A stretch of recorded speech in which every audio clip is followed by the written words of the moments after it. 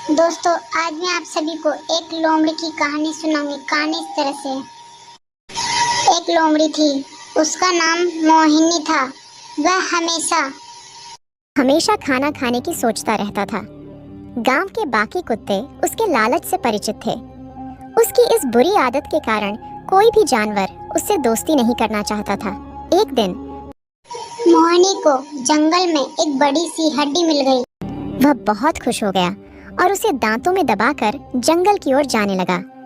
वह जंगल में जाकर अकेले ही पूरी हड्डी का मजा लेना चाहता था। रास्ते में उसे एक नदी पार करनी थी। नदी के ऊपर एक पुल बना हुआ था। मोहिनी नदी पार करने लगी। तभी उसे नदी के पानी में अपनी परछाई दिखाई दी।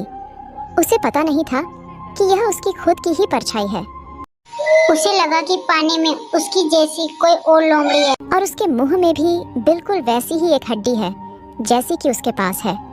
यह देख लोमड़ी का लालच बढ़ गया। उसने सोचा, क्यों न मैं इस दूसरी लोमड़ी की हड्डी भी छीन लूं और जंगल में जाकर मजे लूं।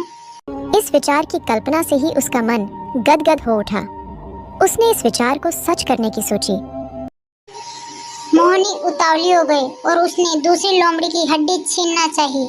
तब वह अपना मुंह खोलती है और उसके मुंह से बोला कि उसके मुंह की हड्डी पानी में गिर गई। हड्डी को पानी में गिरता देख मोहिनी का सपना टूट गया और वह हड्डी की याद में सिर्फ अपनी लार टपकाता रह गया।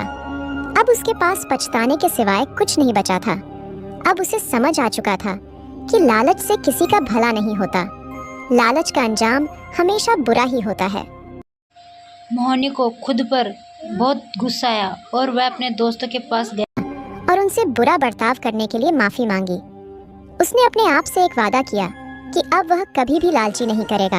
इस कहानी से हमें यह शिक्षा मिलती है कि लालच बुरी बला है और लालच का परिणाम हमेशा बुरा ही होता है।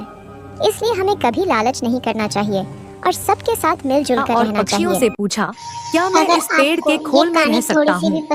सभी तो पक्षियों ने उसकी उम्र देखते हुए उसे रहने की अनुमति दे दी और अपने हिस्से के खाने में से कुछ उसे भी देने लगे।